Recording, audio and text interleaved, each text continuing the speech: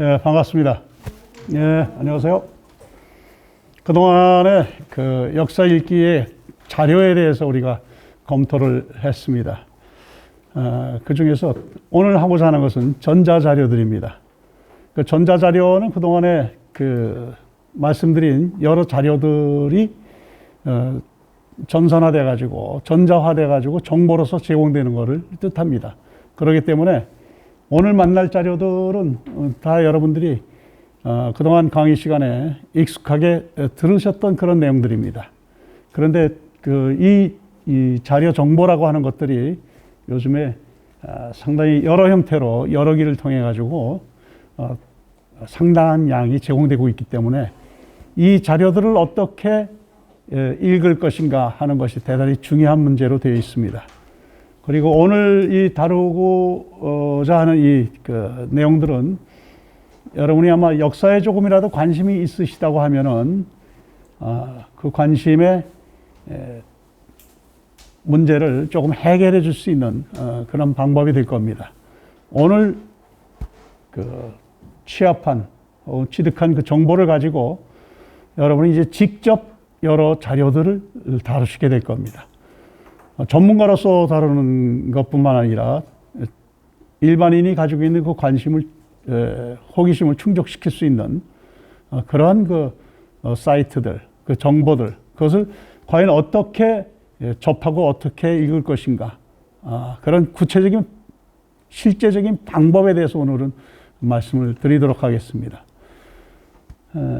많이 익숙하게 컴퓨터를 가지고 계실 거고, 혹시 개인적으로 컴퓨터를 사용하고 계신 분이 있으면 손 들어주세요.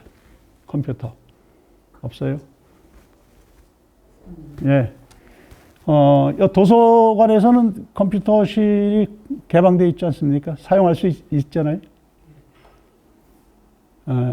그래서 그걸 전제로 해서 말씀을 드리고, 또 하나는 컴퓨터가 없다 하더라도 모바일, 여러분 가지고 있는 휴대폰에서 오늘 제공하는 사이트들은 다 거의 접속할 수 있고 거기서 정보를 얻을 수 있기 때문에 접근이 가능하리라 생각하고, 잘 되어 있는 그 사이트일수록 모바일과 컴퓨터용을 분리해 가지고 정보를 이렇게 제공합니다. 제공하는 방식도 좀 다른데 그걸 일일이 제가 구별은 하지 않고 일단은 컴퓨터 모니터를 통해서 볼 수 있는 것을 전제로 해서 설명을 드리고, 여러분이 혹 강의가 끝난 다음에 모바일로 접속을 해보시고 익히시기 바랍니다. 이 자료들은 우리가 알고 있는 여러 가지 자료들이 있는데, 그동안에 얘기했었던 1차, 2차 자료, 1차 자료라고 하는 것은 당대에 직접적으로 만든 자료, 만들어진 자료, 이런 것을 뜻하는 것이고, 2차 자료라고 하는 것은 1차 자료를 가지고 가공해서 다른 형태로 만든 것, 그것을 사료로 삼아서 역사 서술을 했다든가 아니면 그에 대한 비평을 했다든가 비판을 했다든가 분석을 했다든가 하는 것들, 그게 2차 자료입니다. 그 구별은 엄격하지 않아도 됩니다. 때로는 그 1, 2차 성격을 다 가지고 있기도 하다, 이렇게 한번 말씀드렸죠. 예컨대 삼국사기라고 하면은 우리로 봐서는 1차 사료죠. 고려시대에 만든 삼국의 역사를 전해주는 사료, 그것이 삼국사기입니다. 그런데 그 삼국사기를 만들 때에는 역시 그때까지 전해지던 여러 자료들을 모아가지고 그것을 근거로 해서 역사를 서술한 거죠. 그 측면에서 보면 이것은 2차죠. 2차 사례죠. 삼국사기는 삼국시대의 당대 사람들이 눈으로 보고 있고 귀로 듣고 있는 것을 적은 것이 아닙니다.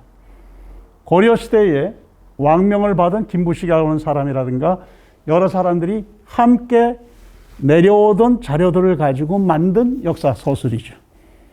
그런 뜻에서는 그것을 2차 사료라고 얘기를 하는 겁니다.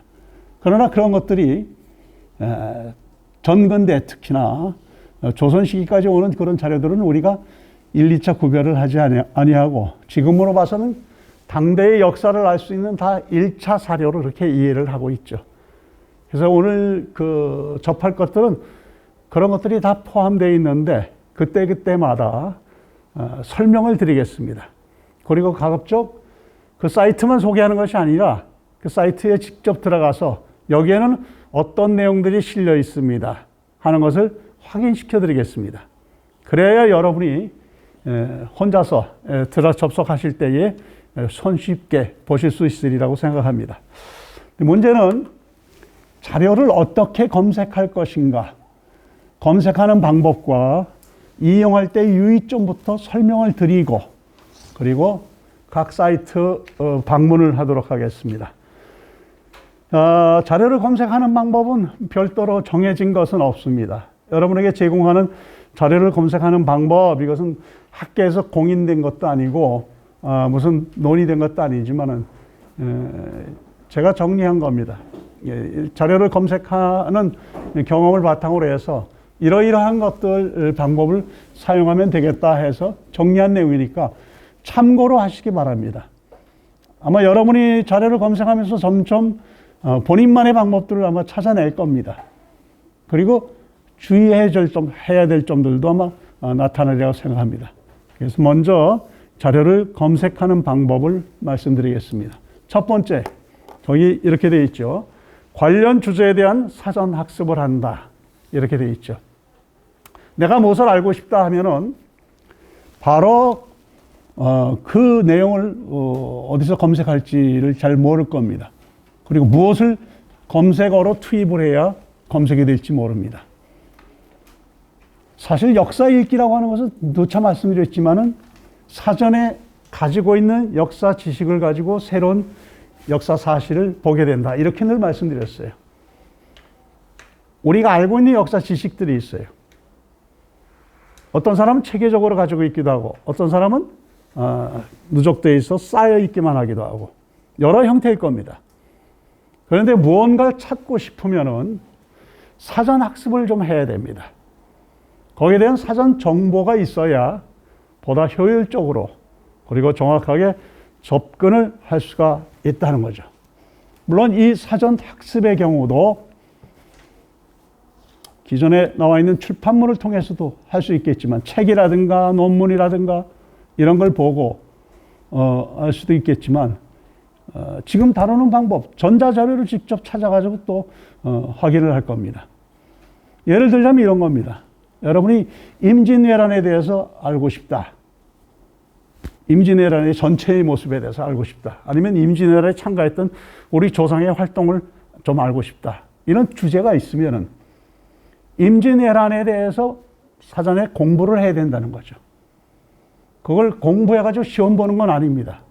그걸 바탕으로 해서 더 깊은 내용을 찾아나갈 수 있는 파일럿 같은, 안내자 같은 역할을 할 수 있는 것이 사전학습, 사전정보입니다. 그건 어떻게 알 것인가? 또 컴퓨터를 두들겨야 됩니다. 자판을 두들겨서 임진왜란이라고 하는 것을 찾아내겠죠. 임진왜란을 치면은 오늘 설명을 다 낱낱이 드리겠지만, 여러분에게 하나 이렇게 띄워놓은 것은 유명한 포털이죠. 네이버라고 하는 대기업입니다. 이전 같으면 상상할 수 없었던 기업이 하나 만들어진 거예요. 정보를 팔고 있는 엄청난 그 규모의 회사입니다. 그 회사가 운영하고 있는 네이버라고 하는 보통 일반인들이 얘기할 때 초록창 이렇게 얘기를 하죠. 초록 색깔이. 초록색이 아마 이 대표적인 이미지 컬러겠죠. 초록창이라고 하는 네이버 이 창이 우리가 정보를 찾아 들어가는 첫 번째 문입니다. 정문. 이 도서관에 들어오려면 문이 몇 군데 있습니다. 정문도 있고 옆문도 있고. 이 창문으로 들어오진 않으실 겁니다. 좀 어렵습니다. 창문도 방법이긴 하지만 좀 위험을 감수해야 되겠죠. 정문으로 들어오면 정문에 들어오면서 각종 방들로 원하는 강의실, 자료실, 책 볼 곳 이렇게 들어갑니다. 그것을 포털이라고 얘기합니다. 정문에 해당한다 이렇게 생각하면 돼요. 아니면 입구 이렇게 개념을 가지시면 됩니다. 그래서 포털이면 포털 사이트, 네이버 혹은 구글 몇 가지 사이트들이 있죠. 거기 들어가서 여기서 치는 겁니다. 임진왜란 쳐보세요. 임진왜란만 알고 있다 하는 상태에서 치면 들어가면 이렇게 정보를, 요새는 참 정리된 정보를 딱 띄워줘요. 임진왜란 나오고, 사진 나오고, 기본 정보 나오고, 출처가 나옵니다. 민족문화대백과. 이것도 나중에 설명을 드릴 겁니다. 출처가 나오고. 그 다음에 쭉 내려가 보세요. 예. 이것도 나오죠. 나무위키. 여기서도 설명하고 있고. 어떤 걸 봐야 임진왜란을 정확히 볼지는 모릅니다. 그러나 어딘가는 들어가서 내가 원하는 임진왜란에 대한 사전 지식을 맨 위로 올리십시오. 예. 클릭해 보세요. 예. 여기 설명이 이렇게 나와요. 설명이. 쭉 보면 굉장히 큰 항목이기 때문에 어마어마한 내용들이 다 있습니다. 정의, 개설, 배경, 발발, 의병활동, 수군활동, 조선군흥과금 명군의 반격과 휴전 성립, 정유재란, 난중의 사회상 결과. 그리고 이것에 대한 내용들이 쭉 따라 나옵니다. 사전이죠, 이거. 사전. 그야말로 사전입니다. 근데 이러한 작은 지식이나 상식이라도 얻어가지고 그 다음에 내가 원하는 곳으로 들어간다는 거죠. 그래서 이것을 기억을 하시기 바랍니다. 무엇을 알고 싶으면은 그 문제에 관련된 사항들을 그야말로 닥치는 대로, 만나는 대로 찾아서 그 검색어를 투입해가지고 사전 지식을 가지고 있어야 된다는 거죠. 그 사전 지식은 체계가 없을 수도 있습니다. 그러나 우리가 보다 큰 내용에, 깊은 내용에 다가갈 수 있는 징검다리 역할을 합니다. 두 번째 보면은 거기 나오잖아요. 사전학습을 통해서 뭘 할 것인가? 사전학습을 통해서 중심되는 용어들, 이걸 찾아내는 겁니다. 그럼 임진왜란을 구성하고 있는 중심되는 내용들이 뭔가? 이 정의를 가장 짧게 만들어놨어요. 1592년부터 1598년까지 2차에 걸쳐서 우리나라에 침입한 일본과의 싸움, 이렇게 딱 나오죠. 우리가 알고 있는 상식과 맞을 겁니다. 그러나 이 내용을 잘 모르고 있으면 그런 건가 할 겁니다. 임진년에만 있었던 줄 알았는데 임진년에 외놈들이 난리부르스한 것, 그게 임진왜란 이렇게 생각하고 있는데 2차에 걸쳐서 1598년까지 이거 장기전쟁이었네 하는 것을 자신이 알고 있는 상식하고 벗어나는 경우가 있겠죠. 임진왜란은 장기전쟁이었어요. 경작하면서 농사 지으면서 한편에서 싸우고, 이거 뭐 한편으로 일하고 한편에서 싸우고, 무슨 구호 같잖아요. 얼마 전에 한 손에 낫 들고 괭이 들고 한 손에 총 들고. 조선시대 농민에 대한 표현이죠. 한 손에 농기구 들고 한 손에 모기 들고. 왜냐? 농민이 곧 일반 군병으로 차출돼서 징발돼서 군욕을 부담했기 때문에 그렇게 얘기를 하죠. 또 아주 점잖게 얘기하면 낮에 일하고 밤에 공부하고 주경야도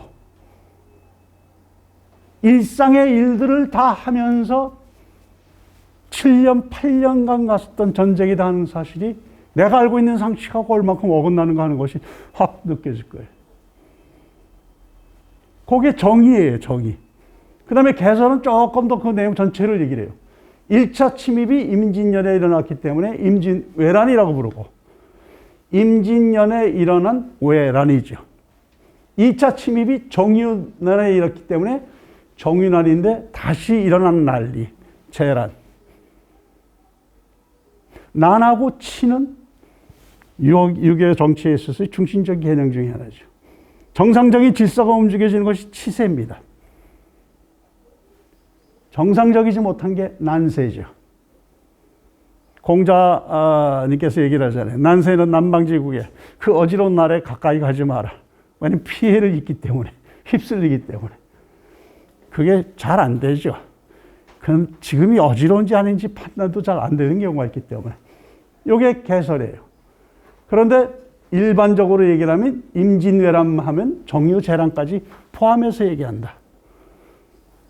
이제 이것을 알려면은 더 검사해야 될 단어가 더 생겼어요. 정유재란. 정유재란까지도 생겼죠. 그 다음에 이 위웰라를 이렇게 일본에서는 분노쿠, 문노. 게이처라고 하는 건 경장의 날이기 때문에 경장의 역이라고 하고, 중국에서는 말력의 역이라고 부른다.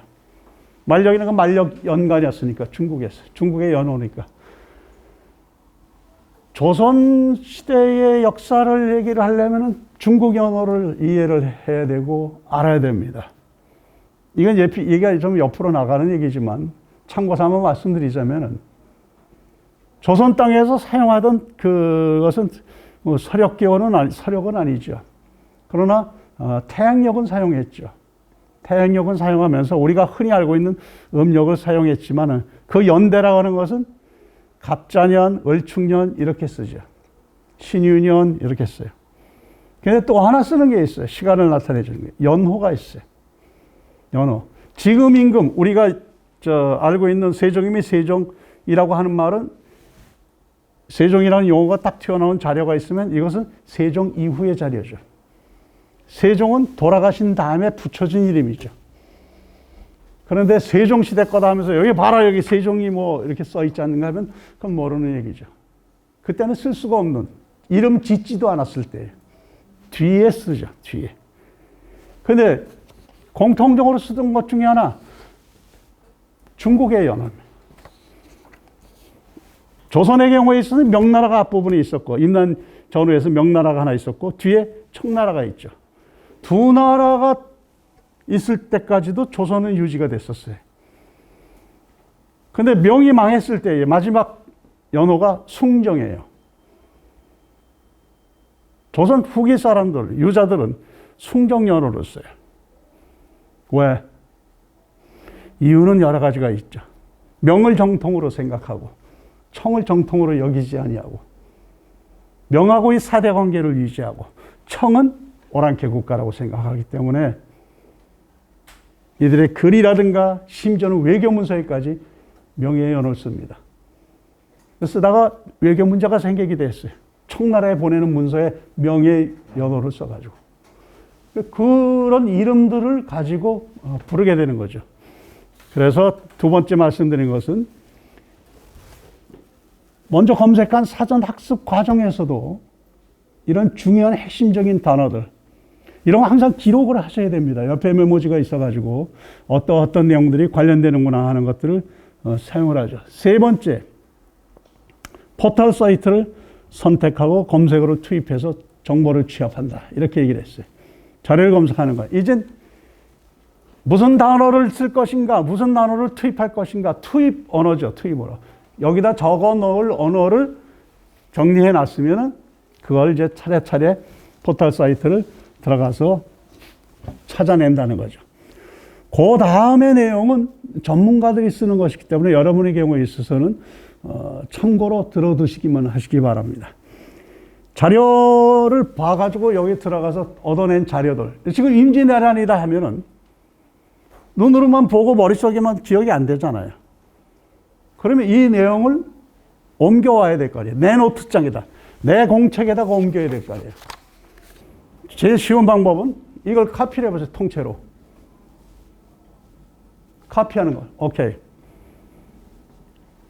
커서를 너무 기니까 중간까지만 해요. 엄청난 양이에요. 이 카피하면 됩니다. 카피하는 방법은 뭐 지금 조교 선생님께서 하시지만, 커서를 갖다 놓고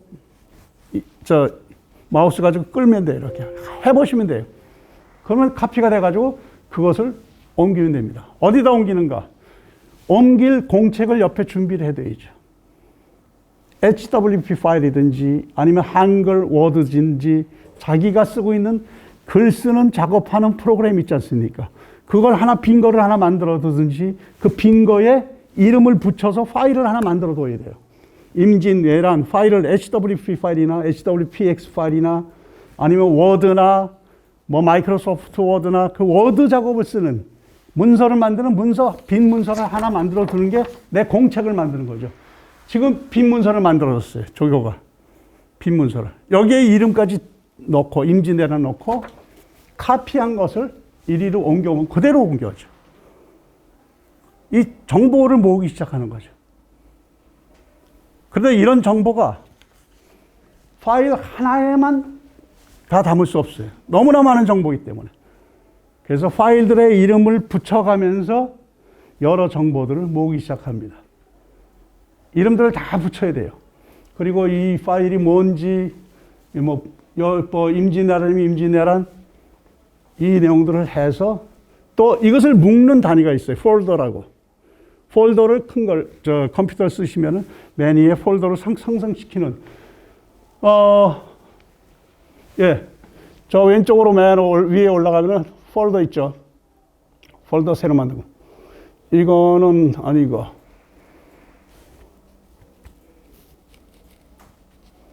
폴더. 이 폴더라고 하는 거를 만들어서 이름까지 붙여놓고 여기다가 파일들을 다 모으는 겁니다. 이 과정은 여러분이 잘 안 하실 거예요. 근데 아마 하실 경우가 있겠죠. 여러분이 혹시 답사를 간다든가 하는 경우에 답사 자료를 준비할 때에 하나의 파일에 담을 수 없을 경우에는 몇 개의 파일을 만들어서 하나의 폴더에다가 넣을 겁니다. 이 작업은 전문가가 연구 작업을 할 땐 반드시 해야 될 작업입니다. 근데 우리의 경우는 우리가 찾아낸 정보를 관리하는 첫 번째 방법이다. 이렇게 이 정도 이해를 하시면 될 겁니다. 네 번째는 뭐냐면은 추출된 자료 원본이 있을 겁니다. 아까 HWP 아래 한글 문서에다 딱 옮겨놨어요. 그러면은 그것은 원본으로 하고 내가 코멘트를 내가 거기에 뭐 언급을 하고 분석을 하고 싶으면은 가급적 다른 파일에다가 분석 자료를 써라 하는 거죠. 왜냐하면 원본을 유지해야 원본과 내가 코멘트하고 내가 적어놓은 메모한 것이 섞이지가 않습니다. 만일 따로 파일을 사용하고 싶지 않으면은 원본 아래에다가 자기 의견을 쓸 때는 반드시 표를 해야 돼요. 무슨 표를 해가지고 내가 거기다 메모를 해놔야지 원본하고 섞이지 않죠. 세월이 가면은 하루 정도만 지나도 만들어 놓은 자료 보면 이게 원본에 있었던 내용인지 내가 거기에 대해서 뭐라고 메모를 한 것인지가 구별이 안 됩니다. 그 나중에 어떤 사태가 일어나는가, 저것을 글을 쓸 때 그냥 옮겼을 경우에 표절 시비가 나는 겁니다. 100% 표절 시비가 나죠. 출처를 밝히지 아니하고 자료를 사용했을 때 표절입니다. 1차 자료인 경우에는 표절 시비는 안 나요. 그러나 그것에 대한 분석한 글이라든가 하는 것들, 이런 것들을 표기를 하지 않고 옮겨서 쓰면 그건 표절이죠. 다섯 번째, 검색은 1차 검색으로 끝나는 게 아니죠. 정보가 확장되면서 새로운 내용들이 자꾸 나오죠. 여기 나오는 내용들. 귀찮을 정도로 찾으셔야 돼요. 왜냐? 경우에 따라서는 잘 일반인이 쓰지 않는 용어가 나와요. 단어들. 그러면은 큰 문장을 이해하는데 지장이 없으면 그냥 넘어가셔도 되고, 그렇지 않으면은 이 단어를 하나 아까 카피하듯이 딱 카피해가지고 클릭해가지고 이 사이트에 네이버 지식백과 사이트 들어가서 또 클릭해서 알아내는 거죠. 만력 아까 나왔잖아요. 만력 뭐지? 그럼 만력을 쳐야죠. 만력 한번 쳐보세요. 네이버 거기서. 만력 쳐보세요. 그럼 만력에 대한 설명이 나오잖아요. 이렇게 확장되어 나간다는 거예요. 내가 찾고자 하는 정보에 대해서 잘 모르고 아니면 더 확보되는 정보를 가지고 점차 더욱더 확장되어 나갈 생각을 하고 작업을 하셔야 돼요.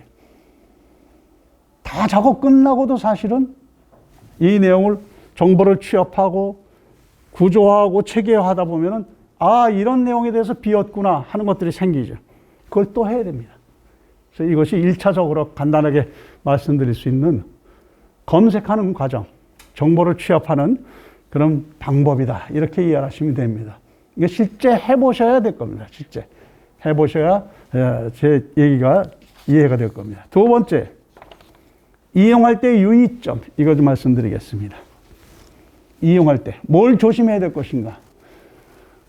정보가 참 차고 넘칩니다. 많은 정보가 있어요. 그리고 우리가 많이 접하는 것 중에서, 일반인들 많이 접하는 정보 중에서는 가공된 정보를 접하는 경우가 많죠. 유튜브 같은 거. 저는 뭐 유튜브의 신뢰도를 얘기하는 것이 아니라 그것은 제작하는 사람 자체가 다양하고 수준 편차가 많고 근거가 취약한 경우도 많기 때문에 정보의 질이라든가 재료의 질이라든가 하는 것이 정말 천차만별입니다. 근데 유튜브 자체를 여기서 말씀드리는 건 아닙니다. 유튜브를 제외하고 그건 어떻게 볼 것인가 하는 것은 혹시 기회가 있으면 말씀드리겠지만은 다른 일반 사이트에 가가지고 정보를 얻을 때에 첫 번째 자료의 신뢰도를 확인해야 됩니다. 이 자료 믿을 만한가? 아까 제가 학생한테 물었다고 그랬잖아요. 누가 썼는가? 출처는 어딘가? 신뢰도를 확인하는 것은 한 세 가지를 얘기할 수 있습니다. 자료를 제공하는 기관이나 개인의 신뢰도를 염두에 둬야 되죠. 이거 누가 쓴 거지? 누가 제공한 거지? 여기는 200~300가지. 보면은 자료를 출처의 기관 같은 게 나옵니다. 이게 쭉 아래로 내려보세요. 예. 여기는 필자가 안 나와요.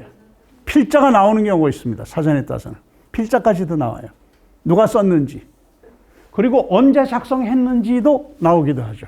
그래서 이 정보가 오래된 것인지 아니면 최근의 것인지를 알 수가 있어요. 그래서 그 내용들을 알 수 있는 게 첫 번째로 자료를 제공하는 기관이나 개인.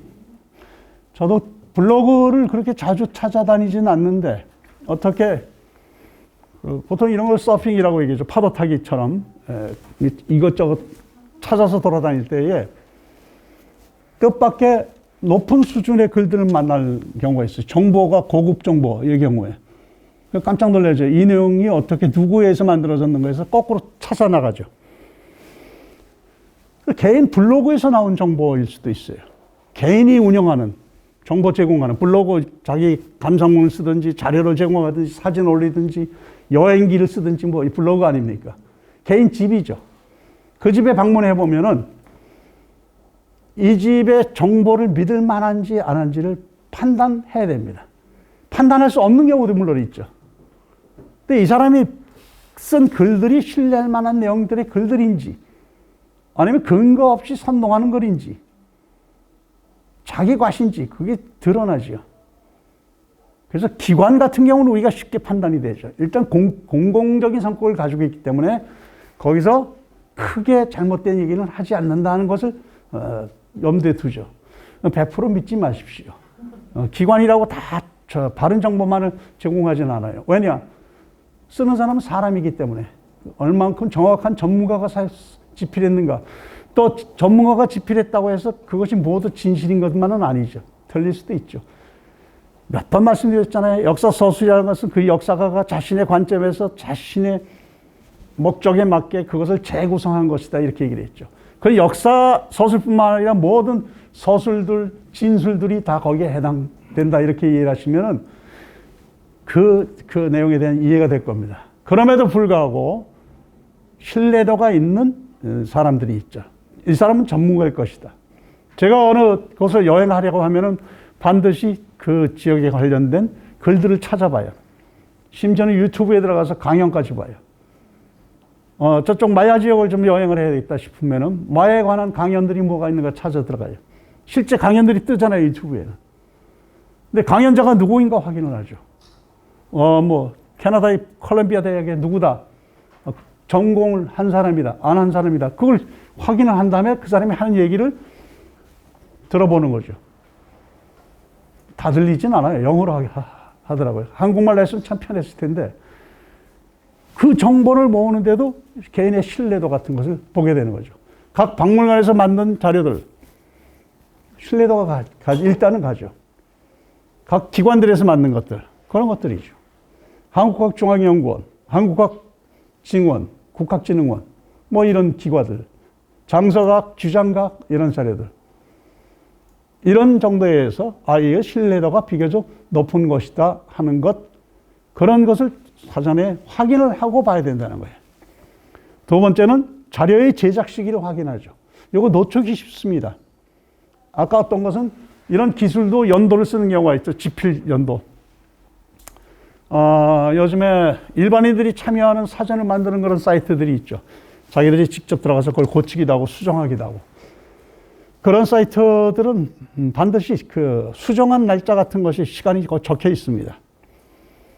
그리고 이 시간을 제공 안 하는 경우도 있지만 정보를 원하는 쪽에서 반드시 확인을 해야 됩니다. 아, 연대미상이다, 시간미상이다, 아니면은 언제 만든 것이다. 제작 시기에 따라서, 서술 시기에 따라서 정보가 많이 다를 수도 있기 때문에. 세 번째, 자료 제작의 목적을 확인한다. 이게 일반인들에게 정보를 주기 위해서 쓴 글인가, 아니면 전문가들이 정보를 교환하는 그런 글인가, 아니면 특정한 종교적인 목적이 있는가, 아니면 특정한 정치적인 목적이 있는가, 아니면 개인적인 목적이 있는가, 그런 것들을 확인해야 되죠. 제가 들었을 때 정말 황당한 얘기 중에 하나가, 그걸 어디서 들으셨습니까? 이렇게 물어봤을 때 유튜브에서 그러더라고. 그 유튜브의 얘기는 다 맞습니까? 이렇게 물어볼 수밖에 없죠. 그것보다는 그분에게 점잖게 한 얘기는, 유튜브에는 그뿐만 아니라 다양한 정보가 있습니다. 굳이 왜 그 정보만을 믿습니까? 이렇게 물어볼 수밖에 없죠. 왜냐하면 그 사람도 자기 나름대로 그 유튜브 정보 중에서 그것을 사실이라고 확인하고 저한테 전해주는 거니까. 그 성의야 인정을 일단 해줘야죠. 사실은 믿을 수가 없지만. 그래서 그런 것들을 통해 가지고 자료의 신뢰도를 일단은 확인해야 됩니다. 우리가 봤었던 임진왜란, 아까 봤듯이 한국민족문화대백과 쪽에서 제공하는 겁니다. 한국민족문화대백과는 뒤에 사이트 소개할 때 나오지만은 한국학중앙연구원, 그 전시는 정신문화연구원, 거기서 정리한 거죠. 거기서 정리한 것이기 때문에 1차적으로 전문가들이 집필한 것이다 하는 그런 신뢰도죠. 두 번째, 제공하는 자료의 출전을 판별해야 되죠. 이건 놓치기 쉽고 판별이 어려운 경우가 있습니다. 이게 무슨 얘기냐면은, 무엇을 근거로 사실을 말하는지 확인해야 된다. 아까 임진왜란 이렇게 봤잖아요. 최소한 이 사이트에서 임진왜란은 이런 책들을 참고했다고 제공을 하는 겁니다. 우린 이 책을 보고 했습니다. 1차 자료도 있고, 선조실록부터 1차 자료, 징비록, 알고 있는 연료실 기술, 역사서에서 나왔었죠, 연료실 기술. 연료실 기술로 읽으시는 분들이 있더라고요. 연료실 기술이죠. 연료실.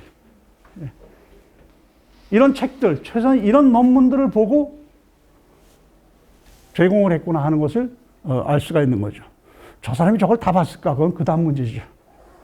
참고로 한 문을 제공을 하는 거죠. 그래서 출전, 이걸 확인해야 되고. 두 번째, 1, 2차 자료의 성격을 구별해야 되죠.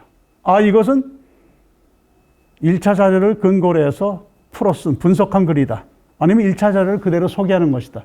이런 것을 구별해야 되는 겁니다. 세 번째, 중요한 것은 뭡니까? 사실과 추정. 참 구별이 안 되는 경우가 있습니다. 사실을 이야기하는 것인지 미루어 짐작한 부분을 얘기하는지를 확인해야 돼요. 그런데 글 쓰는 사람은 절묘하게, 때로는 교묘하게 자신의 견해를 마치 사실인 것처럼 쓰기도 합니다. 근데 내놓고 이것은 추정하는 것이다 쓰는 용어들이 있죠. 그런 것으로 짐작된다, 추정된다, 이러면 이 부분이 추정되는 걸로 알아요. 조금 애매모호한 말, 그렇게 여겨진다, 이것도 미루어 짐작한 겁니다. 여겨진다. 판단된다, 자기의 주관적 판단이 들어갔다는, 개입됐다는 겁니다. 그런데 모든 글들이 다 그것을 나타내진 않아요. 그러다가 1차, 2차 옮겨 쓰고 그것을 인용하다고 보면은 어느 날 갑자기 그것은 추정이 아니라 사실처럼 얘기를 하죠. 학계의 몇 부분에 있어서의 이론들, 가설들은 어느 날 가설이 아니라 검증된 사실로서 이해들 합니다. 그 전문가들도 그래요. 어느 글에서 그렇지 않는가? 몇 년도에서 일반적인 추세가 그 내용에 대해서 이렇게 이해를 하고 있지 않는가? 그렇게 이해를 하지만 그렇게 이해하고 있는 내용은 사실 근거로 한 내용이 아니라 사실이 많이 비기 때문에 가득 채워진 추정을 가지고 사실인 것처럼 착각을 하고 있죠. 그래서 여러분이 보실 때에 그 자료들을 볼 때 이것은 미루어 짐작한 내용인지 아니면 사실이라고 얘기하는 것인지를 확인을 해야 된다는 거죠. 종종 만날 겁니다. 이런 내용의 자료들을. 세 번째, 바로 그 사실과 그 추정이고, 네 번째, 아까 목적성이 있잖아요. 이 글, 이 자료가 왜 만들어졌는가? 종교적 신념인가? 정치적 신념인가? 그거에 따라서 읽기를 달리 읽어야죠. 읽기를 달리 읽죠. 고려시대에 관한 조선시대의 역사서 중에서 하나가 고려사가 있고 고려사 저료가 있어요. 보통은 이제 편찬의 체제, 글이 다르다. 고려서와 고려사 저료는 그 다르다. 내용도 다르다. 줄여가지고 전료라고 하는 것은 그야말로 간추린 이런 뜻이니까 고려사를 간추려서 만든 게 고려사 저료인가 보다 이렇게 생각을 해요. 전혀 다르죠. 사체도 다르지만 편찬 체제의 글 사체도 다르지만은 전혀 다르죠. 목적이 다릅니다. 가지고 있는 의식이 다르죠. 뭐냐? 군신 간의 관계를 어떻게 볼 것인가? 군주를 중심으로 볼 것인가? 아니면 신하들의 권력 행사를 중심으로 볼 것인가에 따라서 선택하는 내용도 달라지고 서술 내용이 달라지죠. 그런 엄청난 차이가 있죠. 내용으로 제 책제목으로 봐서는 간단해요. 고려서, 고려서 저료. 그러나 큰 차이를 가지고 있다. 이렇게 볼 수가 있죠.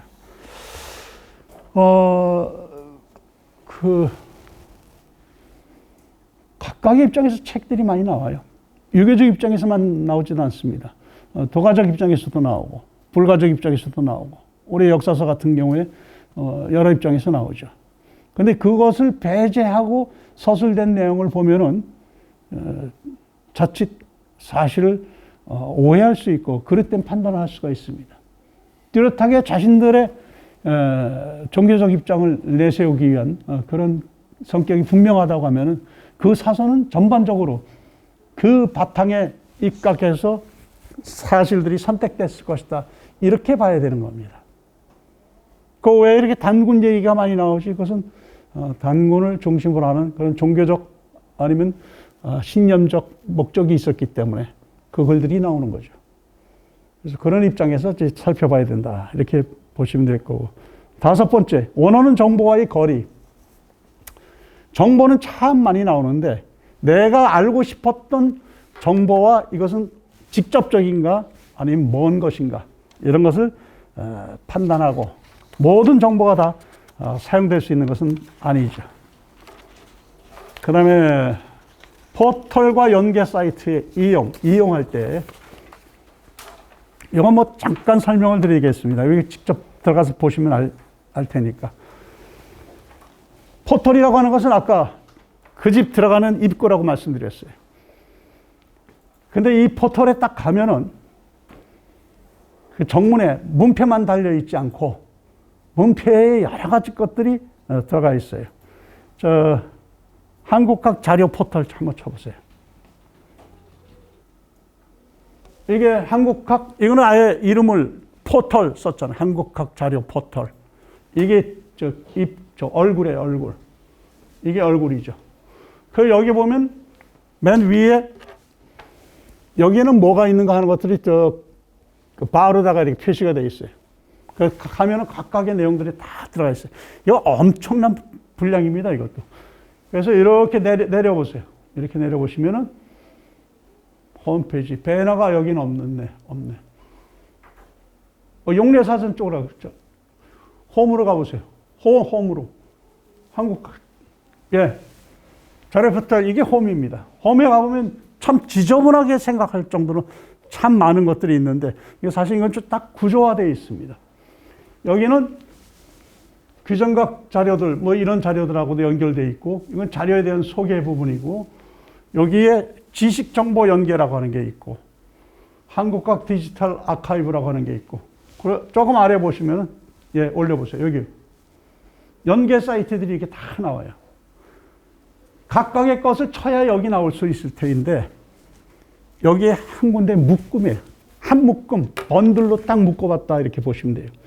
그래서 연계 사이트를 다양하게 가지고 있는 포털을 이용하는 것이 손쉽게 이용할 수 있는, 효과적으로 이용할 수 있는 방법 중에 하나입니다. 그래서 몇 개의 포털만 기억을 하시면 돼요. 그 포털은 여기 다 소개를 해놨습니다.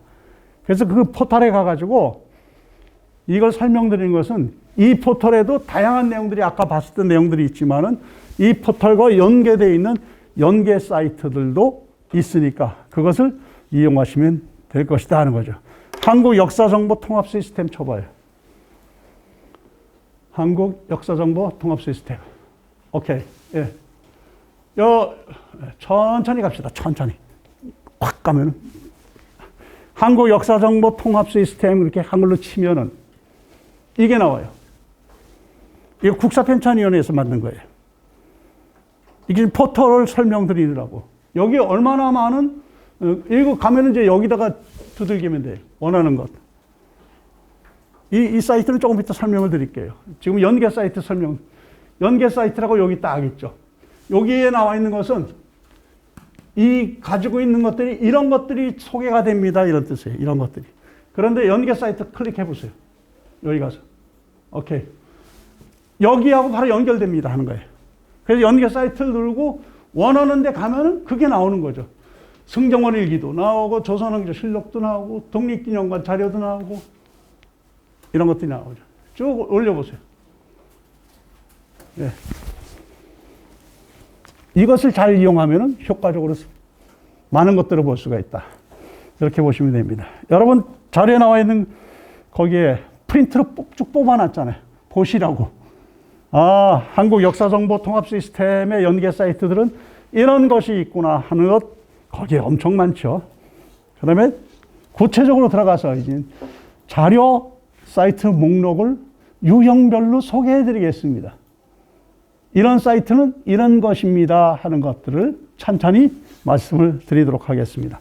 지금 떴으니까 이거부터 설명드리겠죠. 우선 역사 사건이라든가 자료라든가 연구라든가 종합적으로 알려주는 것. 그야말로 이게 종합 시스템이죠. 한국 역사정보 통합 시스템.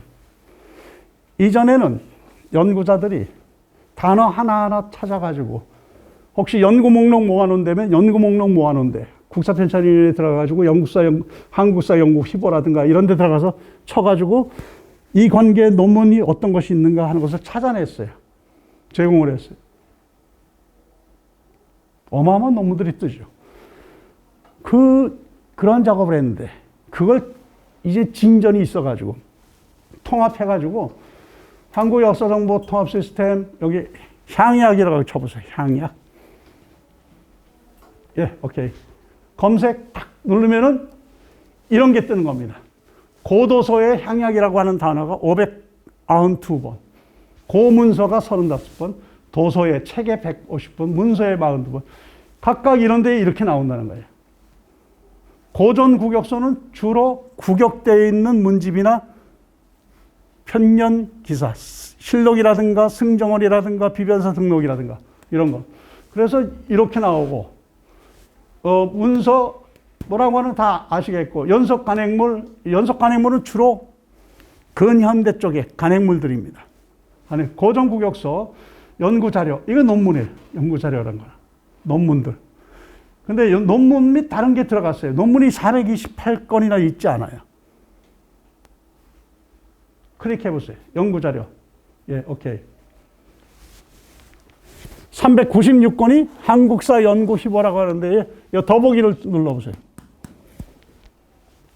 조금 올려보세요. 예, 이렇게 논문들이 쭉 향약에 관한 논문들이 쭉 나오죠. 예, 이게 그 다음으로 한번 넘어가 보세요. 두 번째 거. 예, 클릭. 두 번째 것들 쭉 나오죠. 예. 세 번째 거. 엄청 많이 나왔네요. 엄청.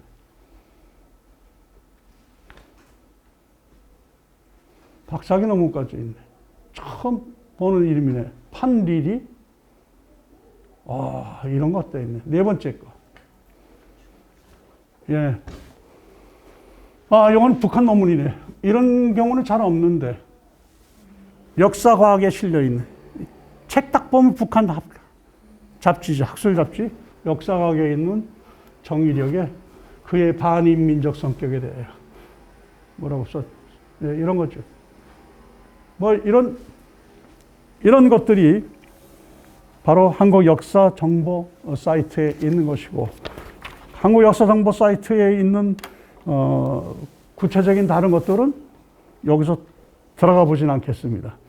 근데 여러분이 가장 기본적으로 역사 논문이 뭐가 있지 하는 거 찾으시려면 국사편찬위원회에 들어가서 그냥 그 논문 그 관계 주제를 두들기시든지 한국 역사 정보 시스템에 들어가 가지고 여기서 이 연구 자료 쪽을 가서 보시면은 그 관계 논문들이 글들이 뭐가 있는지가 다 나온다, 이렇게 보실 수가 있습니다.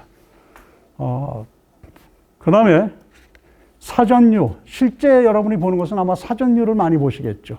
한국 역사 정보 종합 시스템은 1차 자료들을 많이 본다고 할 것 같아요. 사전류 보면은 3개만 딱 소개했어요. 사전 많습니다.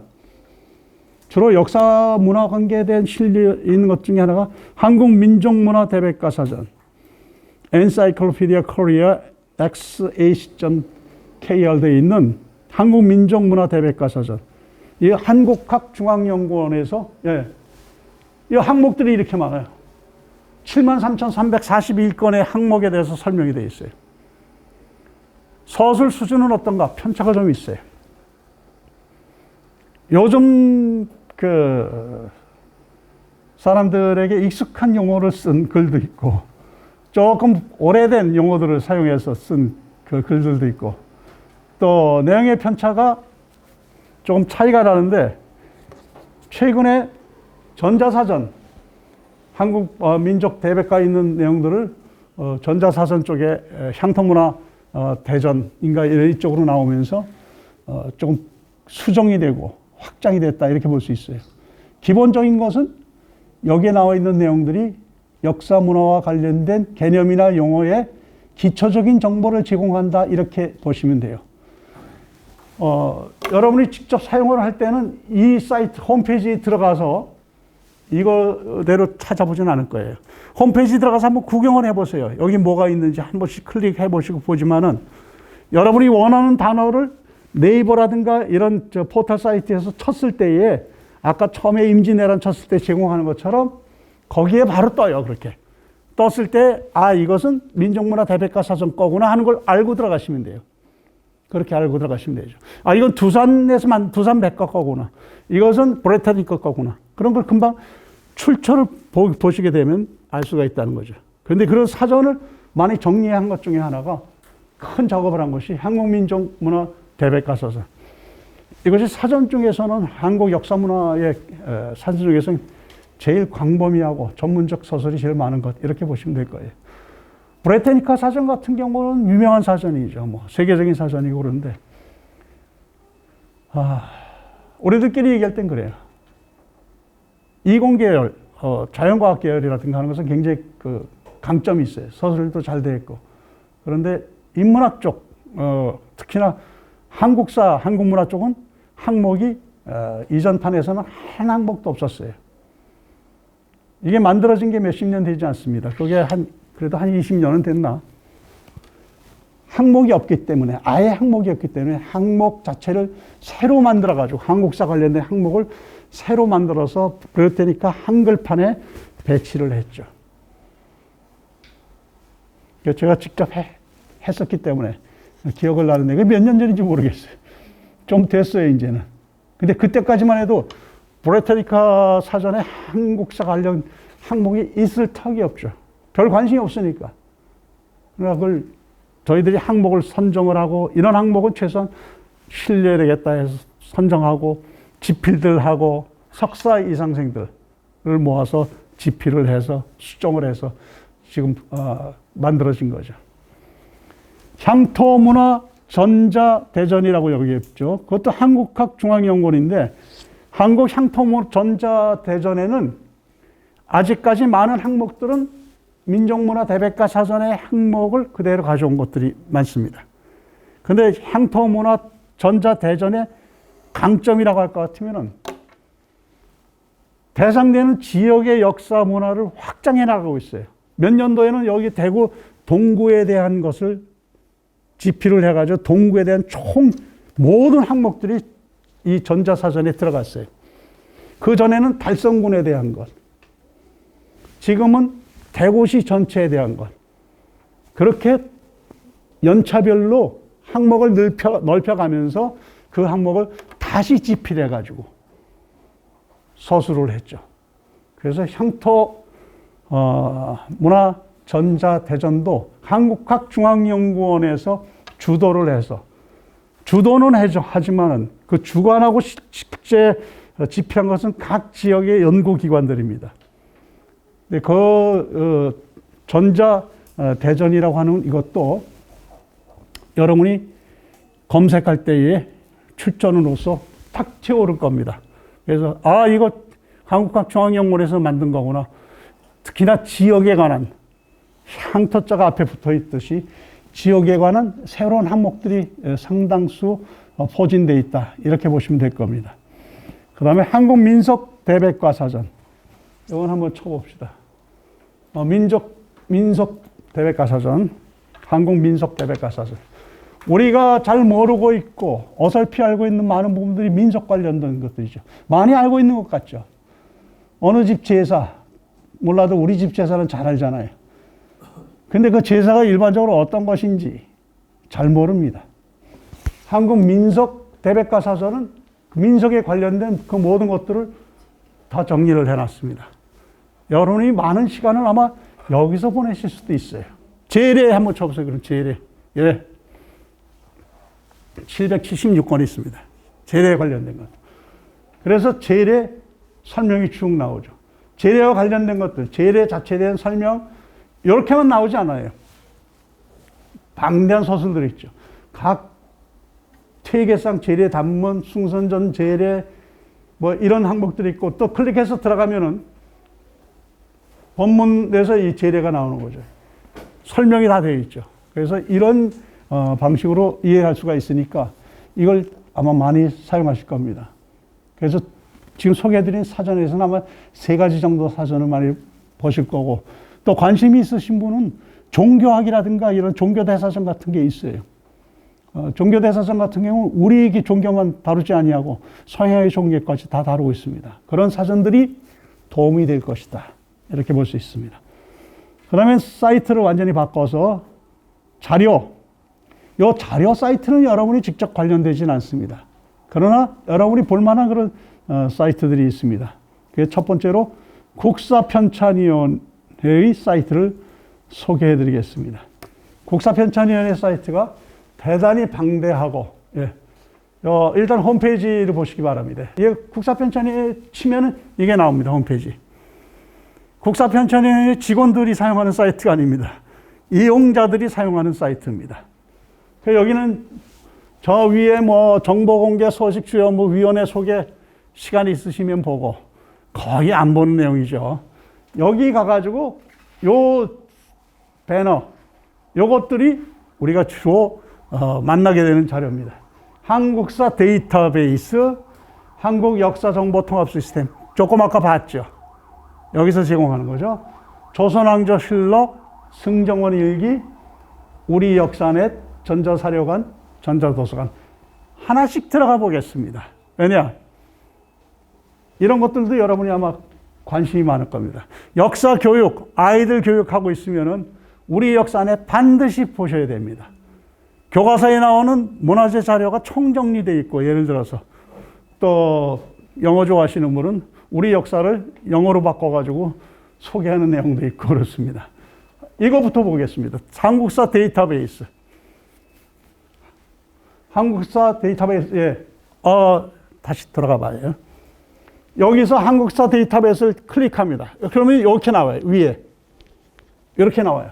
이걸 좀 클릭했더니 이렇게 위에 뜨는 거예요. 한국사 데이터베이스를 고르셨네요 하고 물어보는 거예요. 그 다음에 한 번 더 클릭을 해야 돼요. 이걸. 잘 나왔네 하고 보고 있으면 안 바뀌어져요. 세상 안 변해요. 이걸 클릭을 합시다. 클릭을 하면 이렇게 나와요. 한국사 데이터를 이런 종류를 보여주는 거예요. 통사에 들어가면은 책방에 가서 한국사 책 산 것을 후회하실 겁니다. 여기서 그대로 다 띄워줘요.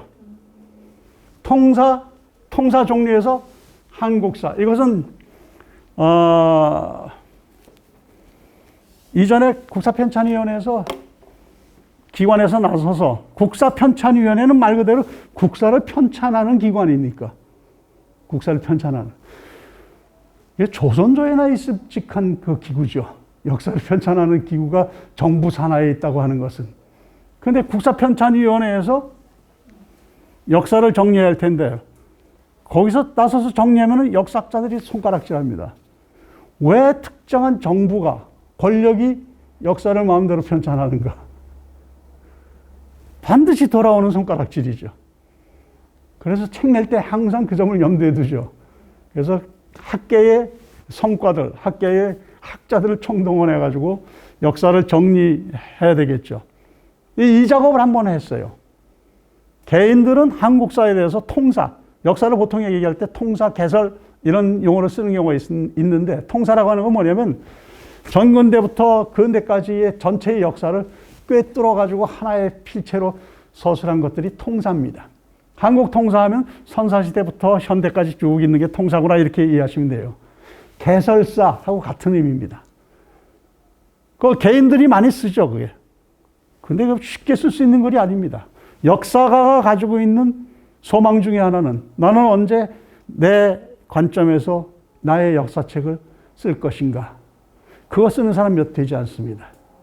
물론 시중에 고시준 비용으로 팔아먹기 위해서 쓰시는 분도 있지만은 그건 그야말로 잡문이라고 우리가 보고 그야말로 자신의 관점에서 나는 우리의 역사를 이렇게 봐. 같이 생각을 했으면 좋겠어 하는 글이 나오는 건 정말 쉽지 않습니다. 그러다가 기관에서 처음 나왔던 게 이 국사편찬위원회의 한국사였죠. 그전에는 몇 개가 있었어요. 진단학회의 한국사라든가. 진단학회의 한국사가 6권짜리 거질이 나왔는데 풀브라이트라고 하는 미국의 재단의 돈을 받아서 그래서 역사하는 사람은 의심 덩어리이기 때문에 의심의 눈초리를 보내죠.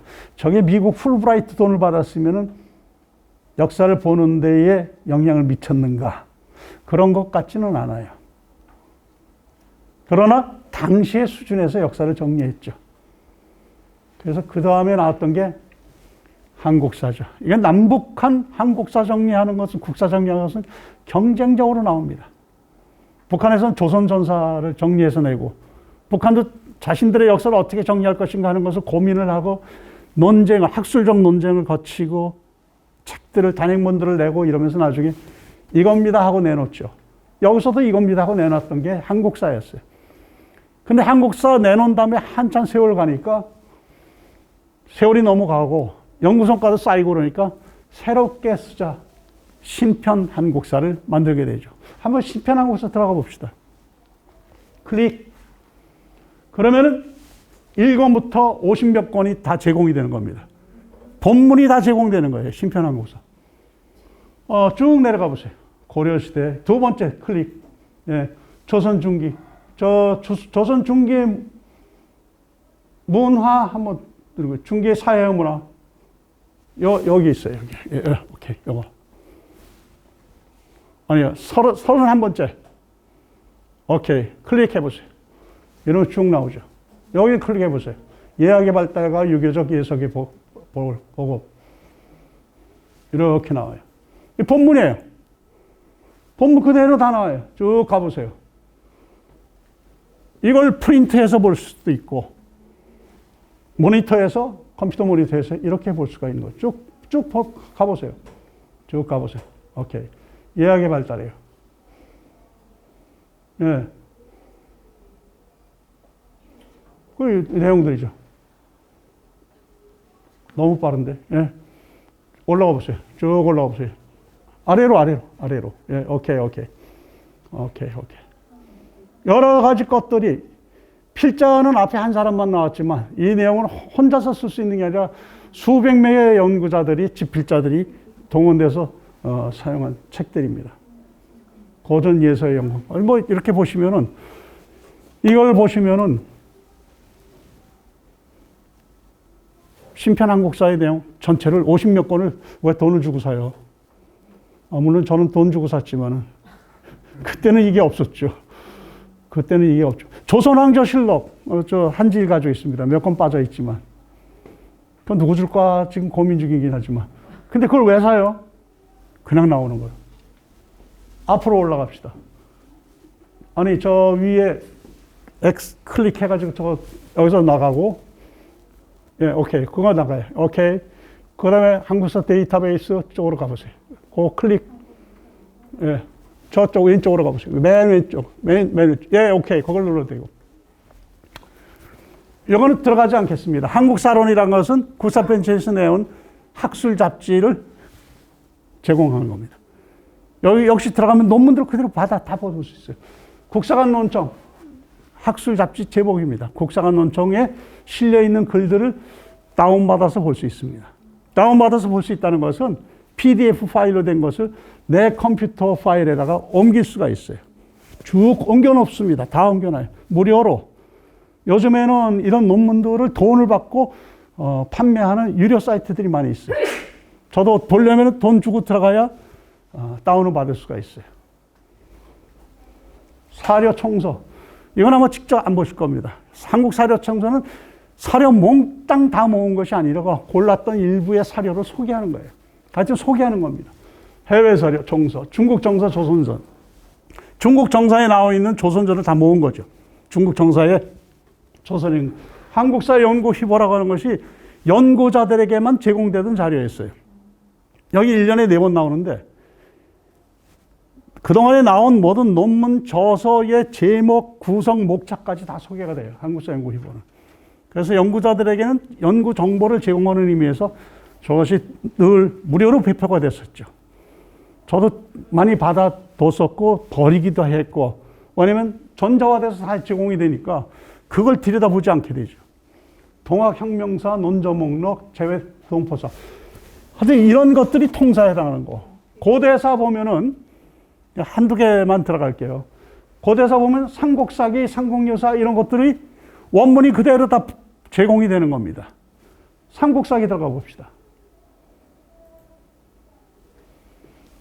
삼국사기 원문이 들어가요. 본기 제1 여기 들어가 봅시다. 시저혁거세. 오케이. 고서보기예요. 예. 골치 아프네.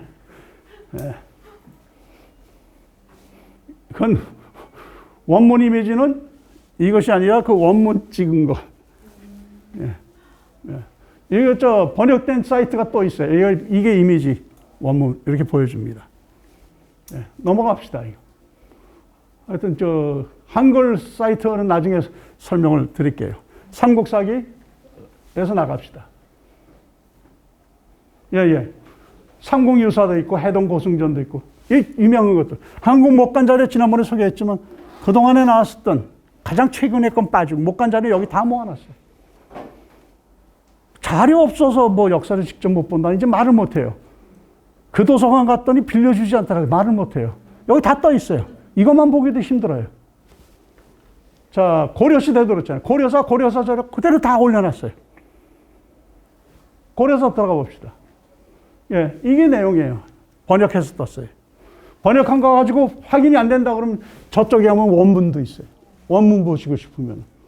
그 원문 봤더니 내용은 대충 알겠다. 한글로 봐야 되겠다. 그럼 국문 택하시면 되죠. 이렇게 되어 있기 때문에 저건 여러분이 직접 들어가셔서 한 번씩 눌러보셔야 아, 이것은 번역된 것이 제공되는구나, 이건 아니구나 하는 걸 아실 수가 있죠. 최소한 여기에 나갑시다, 여기서. 여기 중에서 여러분이 역사에 관심이 있다고 하면은 시중에 가서 책 살 생각은 좋으신데 삼국유사 정도라도 여기서 한번 읽어보시기 바랍니다. 차근차근 설명이 되어 있어요. 읽다가 단어를 모르겠다. 그럼 네이버 가가지고 그 단어를 카피해가지고 복사해가지고 쳐보세요. 설명이 또 쫙 되어 있어요. 쉽잖아요. 물론 처음에는 안 해본 일이기 때문에 좀 뭐 더디기도 하고 두렵기도 하고 그러겠지만 해보시면은 이번 가을에는 내가 삼국유사를 최소한 한 번 정도 읽어봐야 되겠다. 차근차근 읽으면서 그거 참 저 역사의 보고입니다. 보물창고 같아요. 모르는 것도 많을 거예요. 임금님기는 당나귀 서양의 설화 같지만 거기 다 나옵니다. 어느 임금은 밤마다 뱀을 끼고 잤다는 듣도 보도 못하던 얘기들도 나오고 여러 가지 것들이 거의 쭉 다 나오죠. 그걸 보신 다음에 상공유사에 대한 평가는 나중에 보셔야 돼요. 왜 그런가? 여기도 적어놨지만 그 자료 소개라든가 글에 대한 소개를 할 때 다른 사람이 요약하고 정리한 것들을 먼저 보고 들어가시면은 선입관을 딱 가지고 보게 됩니다. 아, 상공유사는 이런 거구나 하고 보게 되죠. 간단한 정보를 알고 보는 것은 필요하지만은 정도 이상의 정보를 확보하게 되면은 여러분이 보는 그 자료에 제한점을 두게 돼요. 제한적으로 보게 돼요. 모두 다 그렇게 보게 되죠. 그래서 그런 것은 좀 유의해 두시고, 유념해 두시고 보시면 되겠죠. 예. 여기서 고대가 그렇고, 고려시대 그렇고, 좀 올라가 봅시다. 각 시대별로 나온 자료들 중에서 최소한 이런 정도는 소개를 하고 있다는 겁니다. 조선왕조실록 클릭하면 다 나오죠. 이게 나오죠. 조선시대 법령 자료 다 나와 있습니다. 이렇게 나와 있고, 여기 자료에서 여러분이 관심을 가지고 있을 만한 것들도 있죠. 뭐 저런 것도 그렇고, 대한제국 시기에 와서도, 이런 대한제국 시기에 역사 지리 정보 데이터베이스 같은 것, 한말, 일제 초기의 지도 같은 것들 다 보실 수가 있을 겁니다. 지도 그대로 다 일제가 만든 초기의 자료들, 지도들을 다 볼 수가 있습니다. 근현대사 마찬가지죠. 여기에 자료들이 다 있죠. 사건, 일람, 이런 것들, 역사지리 정보 데이터베이스, 이건 아마 구축 중인 것 같아요. 조금 모자란 내용이. 그래서 이렇게 보시면 될 거다 하는 거죠. 넘어갑시다. 넘어가고 네이버로 아예 들어가 보세요. 네이버를 띄워놓으시고, 규장각 한국학연구원. 이거 중요한 사이트이기 때문에 소개해 드리겠습니다. 예. 규장각에 있었던 자료들을 지금 서울대학 쪽에서 관리를 하고 있어요. 그래서 규장각 이름을 그대로 가져와서 규장각 한국학 연구원 이런 이름을 붙여놓고 규장각 도서들을 여기에 다 정리하고 관리하고 그렇습니다. 심지어는 대구에 있었던 경상 감영에 있었던 영영장판도 여기가 있죠. 여기 홈페이지 이렇게 들어가 보시면은 자료 및 원문 검색 원하는 단어 치시면은 각종의 내용들을 보실 수가 있는데 시간 관계상 다는 못 보겠어요.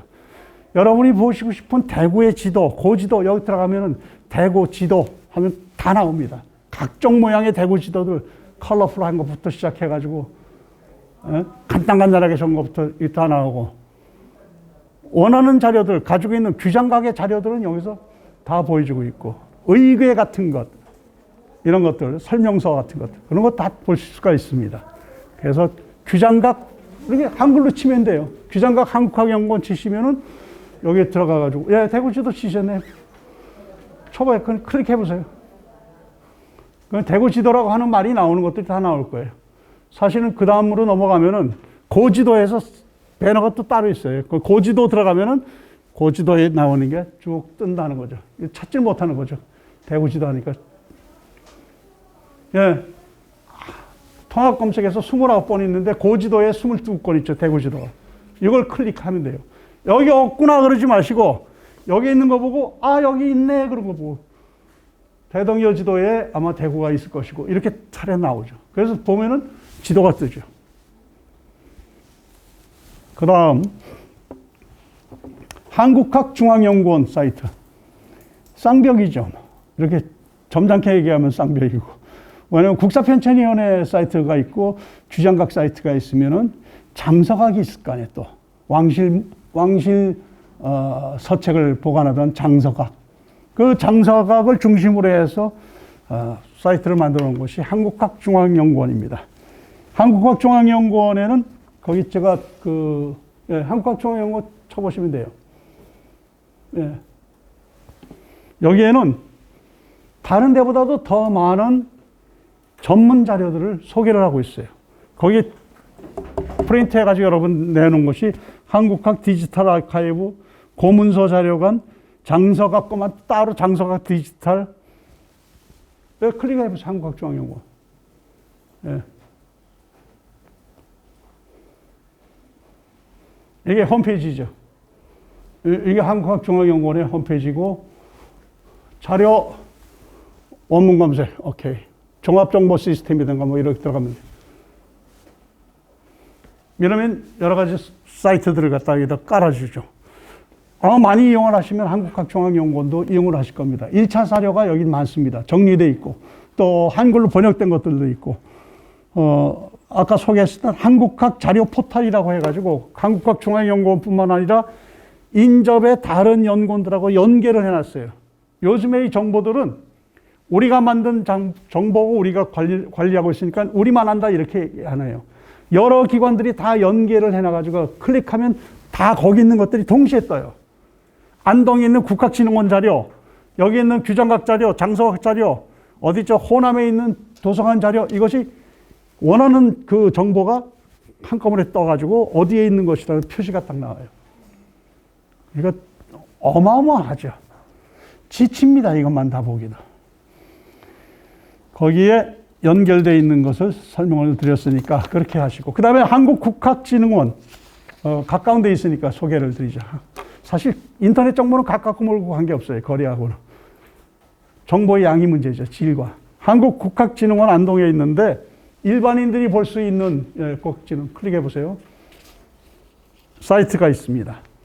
이렇게 되어놨죠. 국학문고, 저기 유네스코 기록유산, 그리고 여기 보면 배너들이 있어요. 주요 사이트들. 여기서 만들고 있는 사이트들이 있습니다. 유교문화박물관 들어가면 유교문화에 대한 것들이 정보가 정리돼가지고 일반 대중들이 볼 수 있게끔 정리를 해놨고, 이거 이야기 할머니 드리고, 이런 내용들이 여기 들어가면 이 지역의 경상도 지역의 사대부 집안, 거기서 나온 문집들이 어떤 것이 있고, 문집의 내용이 무엇이고, 일부는 번역되어 있고. 그래서 여러분이 유교 문화를 일반 입장에서 접근을 하고 싶다, 1차 자료라도 좀 보고 싶다면 여기 들어가시면 돼요. 총정리해 놨어요. 어떤 것은 좀 전문적인 용어를 써가면서, 어떤 것은 편하게 해놨기 때문에 국학진흥원 들어가셔가지고, 또 이 사이트 중에서 유교넷 이런 게 있습니다. 여기 들어가보면 유교넷, 그 유교넷 들어가면 그런 것들을 동영상도 모아놓고 영상물들을 모아놨습니다. 그게 큰 도움이 될 겁니다. 아까 우리 역사넷은 역사 교육 쪽이라고 얘기를 했잖아요. 유교넷은 일반인들에게 유교 문화를 알릴 수 있는 그 정보들을 제공을 하고 있다는 거죠. 안동까지 안 가도 충분히 자료들을 다 볼 수 있습니다. 그 다음 페이지 넘어가면은 한국 고문원 종합 목록 설명드리지 않겠습니다. 이건 국립중앙도서관에서 고문원들을 소개를 하고 관리를 하고 있는 사이트예요. 아마 일반인들은 들어갈 일은 잘 없겠죠. 전문가들은 여기까지도 다 검색을 합니다. 무엇이 있는지. 그 다음에 하나, 한국고전종합DB. 이건 들어가 봅시다. 한국고전종합DB. 한국고전번역원이라고 하는 데가 있는데 번역 DB 있잖아요. 예, 고전종합DB. 오케이. 데이터베이스죠. 클릭. 예, 클릭. 하면은 이런 것들이 있어요. 여기서 제공하는 것. 고전 중에서 번역된 것들. 조선왕조실록, 새로 일부 조선왕조실록 번역한 거, 성정원일기, 일성록, 고전들, 그리고 또 문집, 총간, 양이 많습니다. 또 고전 총간, 이거 조금 구별을 해놨어요, 여기서는. 그리고 자동 번역도 좀 일부는 해주고. 그래서 들어가게 되면 고전 번역서 클릭해 보세요. 오케이. 서명별 혹은 선택하는 거에 따라서 책 이름별이냐, 인물 저서별이냐 하면은 전체 가를 눌러보세요. 가. 맨 위에 가. 오케이. 책 이름별로 가래도가 무기의 영조정 정순왕후에 대해서 클릭하면은 그 책이 뜨는 거죠, 여기. 아무거나 눌러보세요. 예, 개설. 하나 더 눌러보세요. 그 내용들이 이렇게 다 소개가 해놨어요. 그래서 이 종합 DB에 가면은 여러분이 알고 있는 유명한 책들, 역사서, 문학, 이런 번역된 것을 가나다 순으로 되어 있으니까 클릭만 하면은 서명별 이거 전체를 눌러보세요. 오케이. 이런 것들이 나와요, 이렇게. 이런 책들이. 고려사도 다 번역되어 있고, 뭐, 미수의 기원도 나와 있고, 대산집, 뭐, 이 동네 거죠. 동문서. 이게 다 번역된 겁니다. 번역된 거 다 보여주고 있다. 언제 다 보겠어요? 다 못 봅니다. 그래서 알고 있는 것, 흥미 있는 것, 야, 이게 뭐지? 하는 것을 찾아서 보시면 될 겁니다. 한국고전종합DB 데이터베이스. 여러분이 꼭 들어가 보실 겁니다. 들어가 보시고, 문집 총괄은 그대로 다 읽지 못한다 하더라도 번역서라도 최소한 어떤 것들이 번역되어 있고 어떤 내용인지를 직접 보세요. 그게 1차 사료입니다. 우리가 늘 얘기했을 때 이제 직접 보는 거죠. 역사가의 선택을 통해서 보는 게 아니라 내 선택에 의해서 직접 자료를 그 시기 사람들이 이걸 뭐라고 적어놨는가. 상례비어 보시면 그 당시 조선 후기의 상례가 어떻게 되어 있는지 거기 정리 다 되어 있어요. 상변 통고입니까? 고입니까? 그 상례와 변례에 대해서 다 적어놨고, 그 보시면 제사 어떻게 지내는지, 장례는 어떻게 하는지 거기 다 나와 있죠. 당시 사람들이라든가. 그 다음에 하나, 한국 경학 자료 시스템하고 한국 족보 자료 시스템이라는 게 있습니다. 이거 이제는 들어가 보진 않겠습니다. 말로 구두로 좀 설명을 드리겠습니다. 한국 경학 자료 시스템하고 족보 자료 시스템은 성균관대학교에서 운영하는 자료입니다.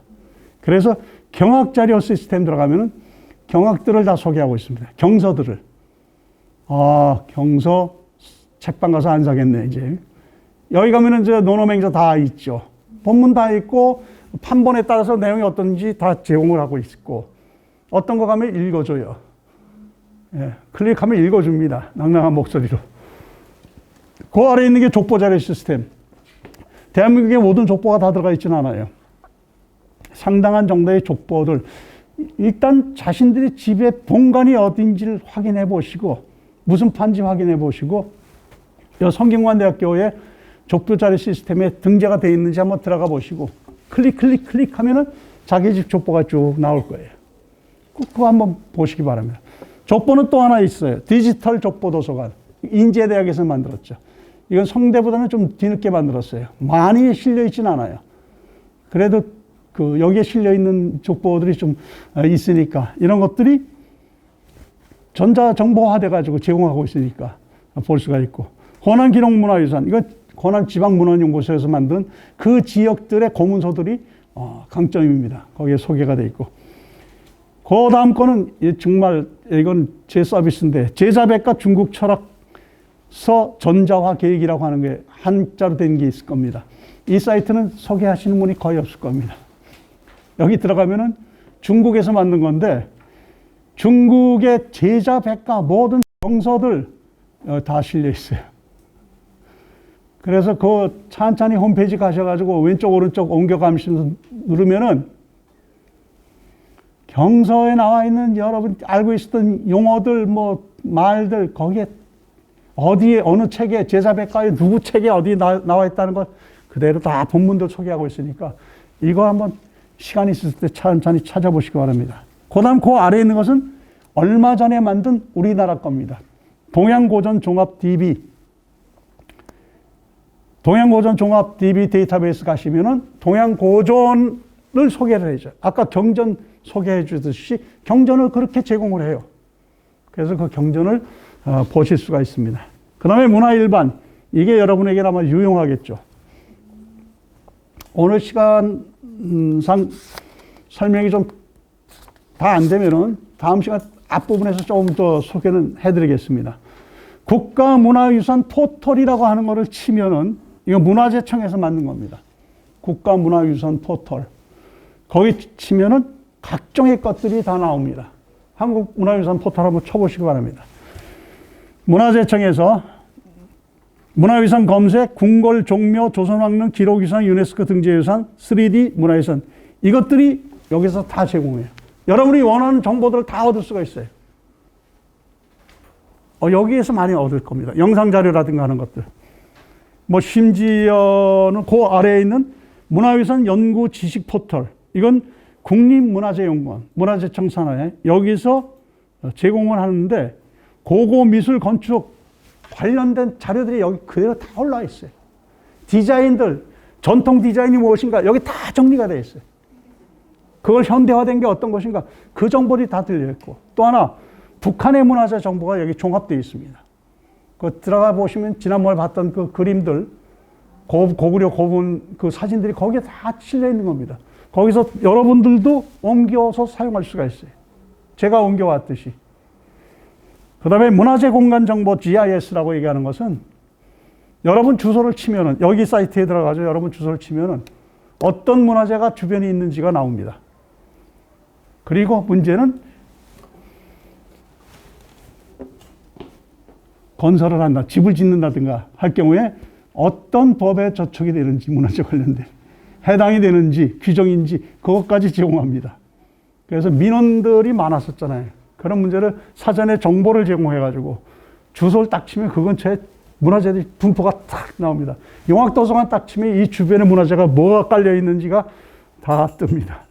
그래서 그것 또 하나 클릭하면 거기서 시설을 변경하려면은 문화재법 어디에 그걸 유의하라든가 그런 정보까지 제공되고 있죠. 그 다음에 무형무산 유산 디지털 자료 저장소 이렇게 나와 있는데 요게 몇 가지가 있죠. 동북아 역사재단, 그리고 다음 문화유산 로드뷰, 문화유산 채널, 역사 포털, KBS 히스토리 이런 것들이 지금 소개한 문화유산 포털 이것이 일반인들이 알고 있는 영상 자료들 혹은 방송됐다든가 이런 것들이 가장 많이 실려 있는 그리고 무슨 역사 교과서 문제 동북아 그 역사 공정 중국의 역사 동북 공정 같은 거 보고 싶으면은 동북아 역사재단 딱 들어가면은 그 관계에 대한 정리된 글들이 딱 제공이 됩니다. 글들이 뭐가 있고 내용이 어떤 것이고 동북 공정의 내용이 무엇이고 어떻게 전개되었고 그런 데 필요하다는 거죠. 다음 문화유산 로드뷰는 그야말로 문화유산의 여러 동영상 자료들 이런 자료들을 제공을 하고 있고 TV가 하나 있죠. 문화유산 채널. 아직까지 그렇게 많지는 않아요. 어마어마한 양은 아니지만은 여러분이 관심 있는 혹시 컨텐츠가 그 안에 있을 수가 있고 그 KBS에서 역사 관련된 그 프로그램들이 꽤 있었죠. 거기서 방영됐었던 자료들을 역사 포털 KBS 히스토리라고 하는 사이트에서 모아서 제공을 하고 있습니다. 그런 것들을 찾아서 가시면은 앞에서 봤었던 일반적인 자료들, 1차 자료들 그런 것 말고 그것 가지고 가공한 역사와 문화 이 자료들을 이런 사이트에서 쉽게 만나볼 수 있을 겁니다. 아마 오늘 얘기한 사이트들 몇 개만 가지고 방문을 하셔도 평생 걸릴 겁니다. 평생 여기에 매달려서 고생하시라 이런 말씀은 아니고 여러분이 소일거리를 하나 찾으실 때에 이 관련된 정보를 조금 고급화시켜야 되겠고 정보를 좀 확보를 해야 되겠다 싶을 때에 여기 제공한 이 목록은 이런 목록 정리한 그 정보들은 없습니다.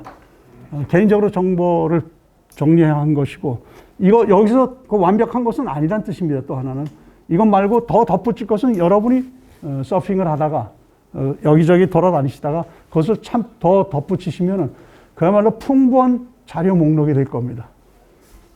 오늘 얘기를 다 못한 부분, 특히나 세계문화유산 같은 걸 좀 소개를 좀 해드리고 싶은데 다음 시간 앞부분에서 역사 읽기의 방법, 구체적인 방법을 얘기하는 그 앞부분에서 먼저 잠깐 소개를 해드리고 넘어가도록 하겠습니다. 오늘은 실질적인 여러분이 역사 자료를 어디서 어떻게 찾을 것인가에 대한 문제를 가지고 말씀을 드렸습니다. 다음 시간에는 그러면 역사 읽는 방법, 그럼 어떻게 읽지? 그동안에 대상에 대해서 얘기했어요. 역사 읽을 거리. 그럼 이걸 어떻게 읽지 하는, 어떻게 읽고들이 있었지 하는 문제를 간략하게 정리를 좀 하도록 하겠습니다. 장시간 고맙습니다. 고생하셨습니다.